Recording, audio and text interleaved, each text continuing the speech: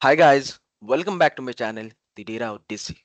In our last video, we had explored till the data files metadata tables, right? I had to cut the video short basically because I didn't want you people to get overwhelmed by the length of the video, right? My only purpose is to explain all of you these metadata tables and how to utilize them in conjunction, which we'll do in the next video. All right. Why? Because these tables are actually useful in production environment. Okay, just to understand the cost associated, just to make our systems more efficient, right? uh, we'll talk about this in a later part, that how to utilize these tables in conjunction and make the system more efficient. But right now, let's not waste time and let's just dive into detail for our metadata tables that we'll explore in this video. Okay, so we'll explore the manifest metadata table. Then we'll explore the the partitions metadata table, and finally we'll explore the all data files metadata tables. Okay, now partitions meta sorry manifest metadata table. We'll start with this one. Okay, so using the manifest metadata table, users can perform various operations, including finding the manifest files that need rewriting, summing the total number of files added per snapshot, finding the snapshots where files were deleted, and determining whether the table is sorted well or not. Okay, in order to understand this entire thing literally, we'll just explore on that particular table. All right, we'll just run a select query upon it. So let me just run this particular select query, run the selected text. Let's see what kind of content this table contains. Okay, now if you look at over here, this particular path field is the path of the manifest file basically, right? How did I identify it?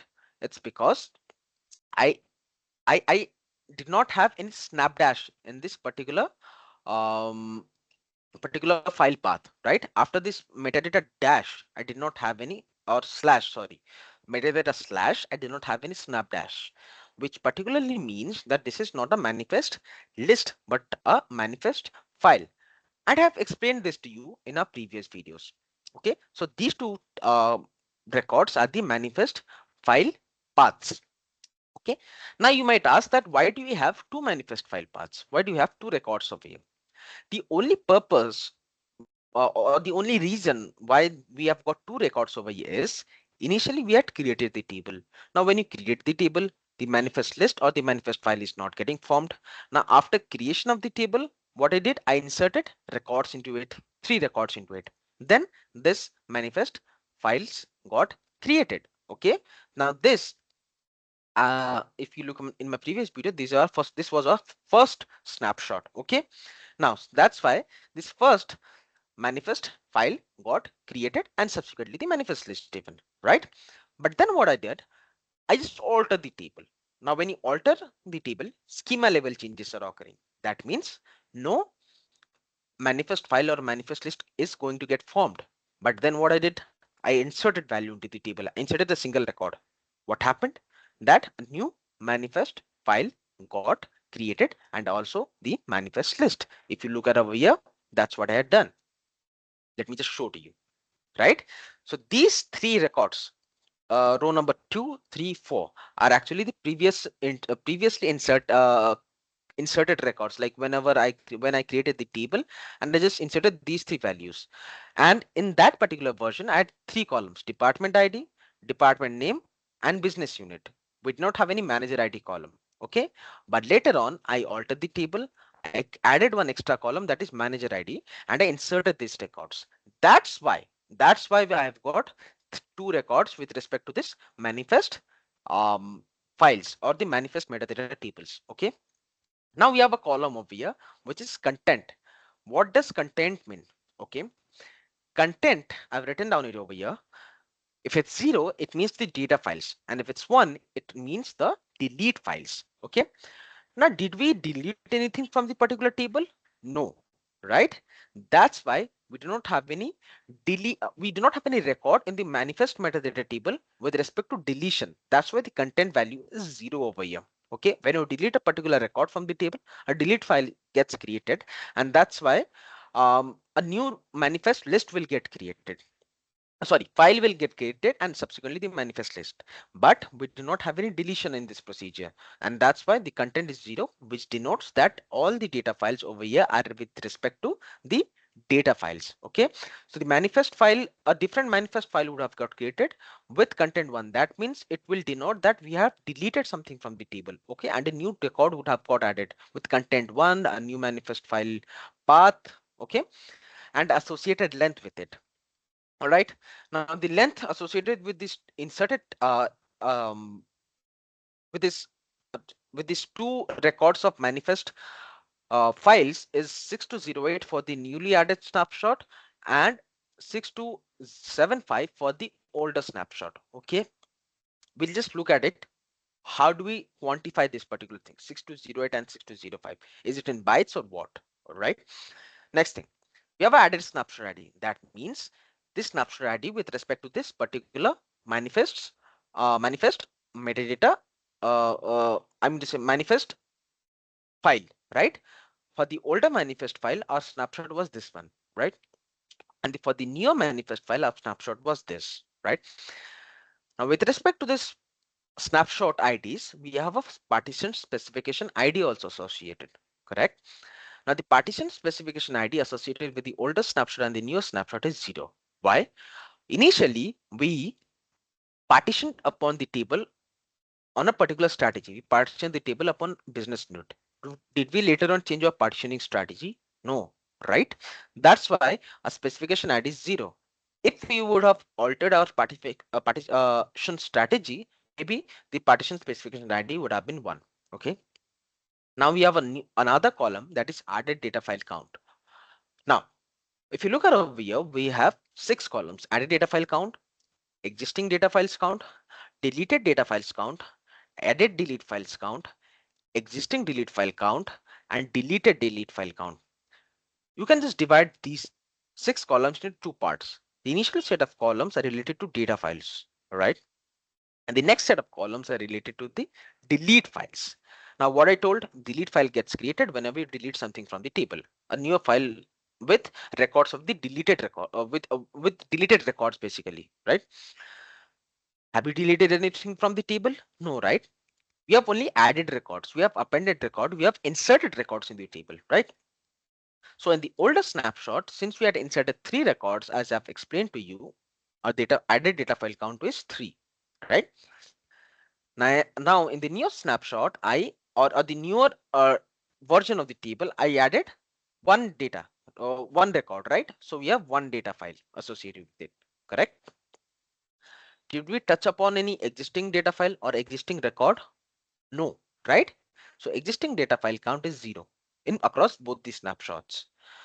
Did we remove or delete any data file entirely in this procedure? No, right? So it's 0 and 0 across both the snapshot.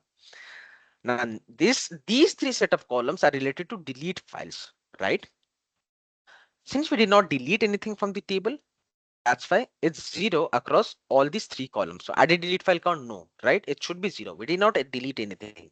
Existing delete file count is 0. Did we touch any delete file from the older snapshot? No, right? Did we delete any delete file? No, right? So it's 0 across all these 3 columns, correct? And what is this basically? This partition summary is actually related to the um, entire partitioning, okay, or I can say the entire summarized view of that particular manifest file. All right. So if you look at over here, we have got certain values. It's basically a struct uh, data structure, right? Does does this entire manifest file contain any null value? No, right? So it's false. Does it contain any value? No, right? It's false. And what is the lower bound and upper bound? Lower bound is technology, upper bound is technology, right? We had inserted only a single value into the table in our snapshot snapshot, and a single manifest file got created with respect to it. Now the newly added record had a business unit technology. If you look at over here, right? If I scroll up, the business unit has technology, and we had partition upon it. That's why what is happening is the lower bound is and upper bound with respect to that with respect to all the data files is technology on that particular partition. Okay. Now, rightly, if you look at over here, for the older snapshot, does it contain null? No, right? We have inserted value across all those things, all those fields, right? Does it contain NN? No, right? It's false. Does it have a lower bound and upper bound? Right, we have. But how? How did it define the lower bound and upper bound? It defined the lower bound and upper bound basically by first of all decoding the values in base 64. We are looked encoding the values. Sorry, in base 64 we had looked at this, right? And then comparing those base 64 values across all the three tables, all the three data files. All right, and it found out that the lower bound across all the base 64 encoded values in those data files is sales, and the upper bound is basically technology. So it's these are basically first encoding takes place, comparison takes place across all the data files, and then the decoding again takes place just to show the readable format to the humans, right? The lower bound across all the data files is sales and the upper bound is technology, right? So this is what manifest metadata table was all about. Now, what kinds of exploration can we do with this table? We looked at upon it, right? From this table, we'll be able to even track the delete files, right? What kinds of other exploration can you do? Find manifest files which require rewriting. How will you do? Basically what I have done, with average length as select average length as average manifest length from default.department.manifests. So from this what I'm doing, I'm actually writing a CT from which I'll be able to find my average length of the manifest metadata manifest files basically, right? Across all the manifest files, what is my average length? Okay, I just told you, right? We'll explore how to utilize this, and that's what I'm doing. And then what I did, I selected all the manifest files which have got a length less than the average length across all the metadata files. So basically what I'm doing is, if you look at over here, we have the manifest column, length column, right? So 6208 and 6275 will average out this value, and if any of this length is actually less than the average of these two values, we'll find out that this manifest file actually requires rewriting, and that's what we're doing. Let us just run it, right? Let me just comment out the first query. Okay, and let me just run it.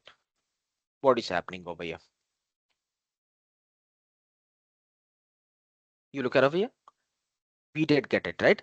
I think if you remember, this was the newly added snapshot, and the associated length of the manifest file is 6208, and this is actually less than the average of both the snapshots, right? And that's why of these average of this is actually less than the average of the length associated with both the manifest file across both the snapshots. Okay, let me put in this way, correct? So we identified it. That means what we'll do, basically we'll rewrite this particular manifest file, right? Next thing, what? Check the file growth in your table. So what it is doing it, basically we'll identify with each snapshot how many data files are getting added. We'll just identify that, right? So let me just run this query. You see, with respect to a particular snapshot, I'm just finding out that how many data files were getting added, and that's what I've done, right? So initially I added 3 data files, and then in this next snapshot I added 1 data file, right? So that's what manifest metadata table is all about. Maybe in the next video we'll explore about what happens across these tables when you delete a particular record from from our main table, right? From our department table, correct? Now, next, we'll explore the partitions metadata table. Okay, so the partitions metadata table in Apache Iceberg provides a snapshot of how the data in a table is divided into distinct, non-overlapping regions known as partitions. Each row represents a specific partition within the table. Let us look at it. Okay, let me just uncomment this part. Okay, and let me run it. What does this table consist of?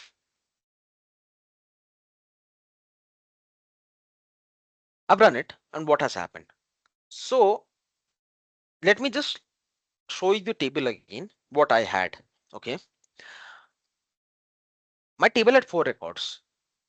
2 records were associated with the technology business unit and 2 records were associated with the sales business unit, right? That, and I have partitioned upon business unit, correct? So what has happened that 2 data files should be associated with this and 2 data files should be associated with this. How? Let me just look at it. Okay, you see, for business unit sales, what has happened? Our record count was 2, right? We have looked. Our sales had 2 inserted values. Uh, right? Means our business unit sale had 2 inserted values, and also business unit technology had 2 inserted values. Correct? So record count with respect to this particular partition is 2. Record count with respect to this particular partition is again 2. What is the file count with respect to it? Now we have observed that for each record inserted, a new file got created. Correct? So record file count with respect to business unit sales is 2, right? Since 2 record inserted, 2 data files. And file count with respect to business unit technology is 2. Since 2 record with respect to technology were inserted, it's 2, right? Did we change this partition strategy across both the partitions, right? Like across both the insertions or across all the insertions? No, right? That's why the specification ID is 0. So basically this particular metadata table gives us a high level overview about the partitions. Okay. Next, let me just comment out this query and let's have a look at what kind of analysis can I do. Same thing. Check for partitions which need better distribution. What I've done, I found out the average length, which average length is average file size in bytes. Okay. From default the department dot files. Okay. Uh, since this particular, I think I shouldn't have done this, but yeah, you can do it. So what I've done is average length as average file size in bytes, average partition file size from default. So from the files metadata table, I've tried to find out files average file uh, average file size, okay, across all the data files. We have 4 data files. I found tried to find out the average file size. Okay, then what I've done, I've tried to compare it over here, but I think this particular thing shouldn't have been done over here. Okay. Uh, it should have been done somewhere else. Okay. Let me just remove this part. I did not require this. We'll just look about how to do this. Correct. Because this particular as you have observed over here, right? This particular metadata table did not have anything related to what? This particular metadata table did not have anything related to file size, right? Then here this is the thing that I was talking about. If you wanted to find out partitions which require rewriting, what can we do? Basically, we can join this partition table with the files metadata table. Okay, this partition metadata table with the files metadata table. We'll join upon it. We'll join on the partition column, and from there maybe we can find out with respect to a particular partition which files have got a file size less than the average file size across all the partitions. We can do that, and we'll explore this in the next video as I promised you, right? We'll explore tables in conjunction, right? Now next, metadata table. All data files metadata table. The all data files metadata table basically provides a comprehensive detail about every data file across all the valid snapshot in the table. This table basically helps in understanding the state and organization of a data at granular level. Now, previously, which metadata tables similar to this we have observed? The files metadata table. Now, there is a subtle difference between these two. Actually, the files metadata table gives the valid snapshot, gives the data files in your current snapshot, all the data files in your current snapshot. Okay, but current valid snapshot actually. Okay, but the all data files metadata table gives the details about the data files across all the valid snapshot in the table. It does not give data file information at only the current snapshot. Okay, so this table basically helps in understanding the state and organization of a data at granular level. This table is quite similar to our files metadata table. Let me just run a select query over here. Run selected text. Just have a look. Basically, these are this is the content, and from content I've explained to you, right? It's all related to data files, right? File path, what is it? The associated file paths, associated file path of the data files, right? And what those data files are in which format? Basically Parquet format, correct? Now the specification ID, what is it? It's 0 because we have not changed our partitioning strategy. And those data files are associated with what partitions, that also is explained over here. It's business unit technology for the first two records, and this business unit sales for the next two records. Now I have also told you this thing, right? The record count across all the data files is one only. Okay, file size in bytes, basically the file size of each data file. Okay, so we can observe it's 1301 for one data file, it's 1064 for the next data file, it's 1015, it's 987. So you see the columns are actually all similar to the files metadata table if you have seen my last video. Okay, column sizes we have also discussed, right?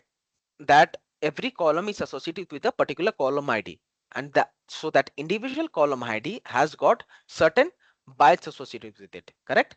So column ID 1, if you see at the first record, has got 47 bytes associated with it. That means the first column actually has got 47 bytes associated with it. And what is the first column in our table? If you just look at over here, it's department ID, right? So department ID has got 47 bytes associated with it, and that's what we observe over here, correct? Now next thing, similarly the column ID 2, the column ID 3, we can subsequently understand this. One thing that you should not confuse is that you see in these three data file in these three records we have only three, we have values only up to 3, right? If you look at over here 3 and the associated files column ID 3, and the associated column size is 57 bytes, but over here you can see 4. Why? Because initially we had inserted 3 records and those had only 3 columns, right? Later on we added a column and inserted the fourth records. That's why the fourth data file will have an extra column ID associated with it, right? So this column ID 4 is actually the new column, the manager ID. Okay, and it has the value associated with it is basically 47 bytes. All right, value count, that means value across all the columns in that particular data file. Count across all the columns in that particular data file, it basically gives that, and we know it's only a single value is associated, right? Null value count, did we have any null value in the table? No, right? Did we have any NN value? No, right? That's why it's 0 across all this, and this empty across all this. Now lower bound, upper bound, I've also explained to you this thing in our previous videos when I explained you the files metadata table, right? The lower bound associated with that particular metadata file, the upper bound associated with that particular data file, right? The upper bound and the upper bound associated with that particular data file, it's all same. Why? Like it's all same as in, I mean, if you look at over here, the column ID 1 has up lower bound as this, right? B and then 5 is equal to, and the upper bound is also same, B and then 5 is equal to. Why? Because we have only a single record associated with a particular data file. Okay, now, since a single record is associated with a particular data file, that means logically, if you think, the lower bound and upper bound remain same. It is nothing different. So suppose you have got 1. What is the lower bound related to 1? It's 1. What is the upper bound related to 1? It's 1. That's what is happening. So the lower bound and upper bound is all same, and it's all base 64 encoded, right? And finally, this sort order ID helps us to understand the like sorting across all the data files, how the table is sorted basically. And this one is actually related to equality deletes. We'll explore that later on when in our next video when we delete a certain record from the table. And the split offsets, basically it helps us identify that how are the data files divided, from what byte to what byte I should read the particular data file. So it's 0 to 4. It's a concept in big data engineering. If you look about the internet, it basically says that how are you dividing a particular Parquet file into multiple chunks, okay, so that the reader starts from 0 to 1, then another reader starts from 1 to 2, or maybe 0 to 4, then 4 to 8. The division, basically division, the chunking across these Parquet files, okay, that's what it's happening, correct? So when you put in when you have particular data file and it's been broken down into multiple chunks, it means this only, this split offsetting is happening, okay. So this is what metadata file was about. Next, similar thing, what I've done with distinct files as select distinct file path, file size in bytes from this one. Now select file path, file size. I formed a CT around it, right? It's basically associated that with a particular file path, what is the associated file size in bytes. Okay, and what I'll do, I'll just run this. Let me just run this one. So what I'll be able to form with the associated data file path, what is the file size in byte. We have since every data file has got only a single record associated with it, it's all same, right? Then here also 4 records will be given or returned, right? uh 1 second. Okay, I've just not taken percentage SQL into consideration while running it, right? Let me just have a look at it. You see, 4 records. That's what I told you, because every data file has only a single record. Okay, so across all the file paths we have a single file size associated with it, right? 4 data files, 4 file sizes, correct? We'll be just able to explore this particular data files in a more concise manner, right? First thing is this. Next, with unique file size, select distinct file path, record count, file size in bytes from default department all data files. I'll first try to identify the unique files. Okay, we have 4 unique files. We know all about it, right? What I'll do, what is the count across all the files, what is the file size across the files. Okay, let me just run this one and let us see what does it give. Why I'd run the previous query, this one was used to identify file paths, top file like those file paths, top 5 files which have got the and their file sizes, basically. Okay, top 5 files and their file sizes. All right, now if you run this one,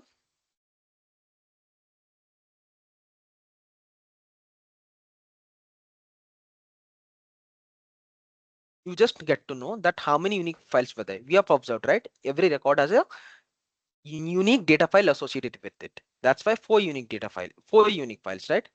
And what are the record associated with those unique files? 4 records, right? We have 4 records in the table.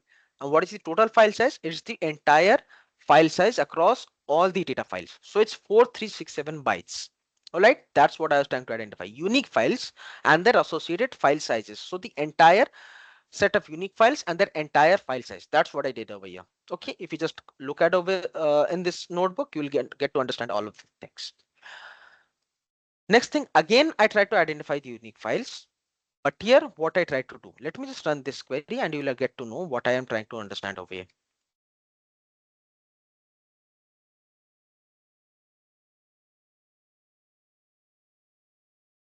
What I'm trying to do over here is basically by running this query, I'm trying to identify with respect to each partition how many unique files are associated in that particular across all the valid snapshot, how many records are associated with those data files, and what is the file size in bytes for those individual partitions. For the set of data files in that individual partition, basically. Okay, so partition 1, business unit equal to technology, has got 2 unique data files, right?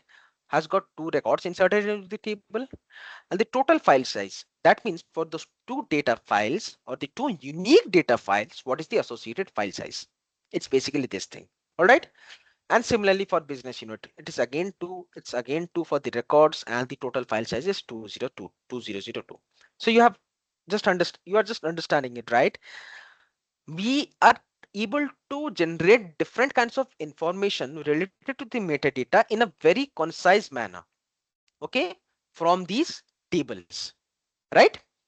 So yeah, that was what I wanted to explain to you people in this video. We have explored 3 metadata tables. Again, I know this video is long, but not quite long. You can explore, you can go through this 30 minutes video. It's quite exciting. It's quite unique. And in the next video, we'll explore, I think, 2 more data files, metadata tables. I've kept one metadata table, that is basically the refs metadata table in the backlog, because we'll explore it after understanding a certain concept that I wanted to teach you people, and it's very unique with respect to Apache Iceberg. All right. So yeah, and we'll explore the tables in conjunction in our next video even. Okay. what kind of analysis, like maybe we'll do one or two kinds of analysis, and then you people are intelligent enough to do other analysis on these metadata tables, right?